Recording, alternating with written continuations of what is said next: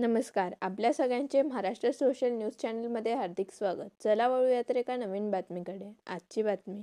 धुळे तालुक्यातील सुकवड येथे जलजीवन मिशन अंतर्गत पाणी टाकीचे काम पूर्ण होऊनही अद्याप गावाला पाणीपुरवठा सुरू झालेला नाही. वारंवार तक्रारी करूनही प्रशासन आणि ठेकेदाराने दखल न घेतल्याच्या निषेधार्थ स्वाभिमानी क्रांती सेनेचे जिल्हाध्यक्ष तथा सामाजिक कार्यकर्ते किशोर बोरसे यांनी पाणी टाकीवर चढून शोले स्टाईल आंदोलन केले.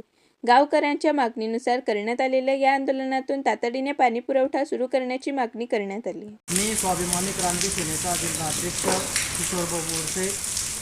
मी विश्वनाथ गावातील जे ग्रुप ग्रामपंचायत आहे त्याला सुकवड गाव आमच्या ग्रुप ग्रामपंचायतमध्ये येतं. त्या गावामध्ये जलजीवन मिशन योजनेअंतर्गत पाण्याची जी टाकी करण्यात आली होती 2024-25मध्ये, त्या जलजीवन मिशन अंतर्गत पाण्याच्या टाकीची चौकशी लावली होती. त्या चौकशीमध्ये काल जी चौकशी करण्यात आली तेव्हा पंचायत समिती स्तरावरचे अधिकारी आले होते. त्यानंतर त्यांनी चौकशी केली. आम्हाला आश्वासन देऊन गेले की सदर आम्ही याची शहानिशा करू.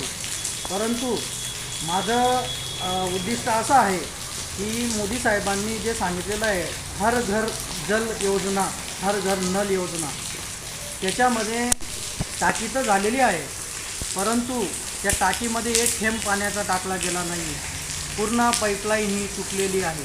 2 वर्षापासून ठेकेदाराने फक्त नावानेच ते काम केलं आणि बिल काढून घेतलेलं आहे. त्याच्यामध्ये खूप मोठ्या प्रमाणात भ्रष्टाचार झालेला आहे. बातमी आवडल्यास चॅनलला लाईक व सबस्क्राईब करा व दररोज अशा नवनवीन बातम्या पाहण्यासाठी चॅनलला फॉलो करा. धन्यवाद.